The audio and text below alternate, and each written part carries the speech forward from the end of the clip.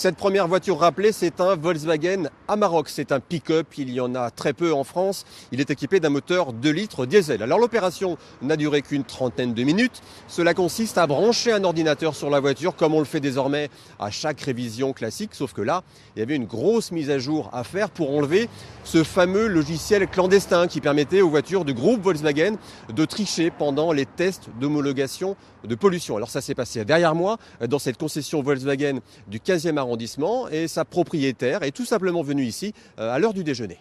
Il y a un conseiller de chez Volkswagen qui m'a appelé parce que ma voiture a été concernée par le rappel pour la pollution.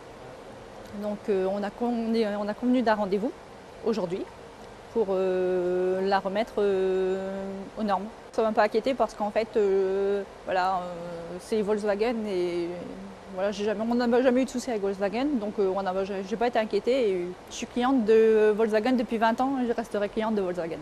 Je vous le disais, cette voiture, elle est assez rare. 1600 exemplaires vendus en France seulement. La prochaine voiture rappelée, ce sera la Volkswagen Passat. Là, il y en aura beaucoup plus. Et ce n'est pas Volkswagen qui décide du calendrier des voitures à rappeler. Ce sont les autorités allemandes, le KBA, c'est l'équivalent de notre ministère des Transports en France, et qui est en train d'examiner en ce moment les solutions techniques que Volkswagen lui a présentées pour mettre les voitures en conformité, et qui dit au fur et à mesure, OK, vous pouvez rappeler ce modèle avec cette motorisation. Alors je vous rappelle qu'il y a 11 millions de voitures à rappeler dans le monde entier. Rien qu'en France, 948 064, enfin une de moins depuis aujourd'hui.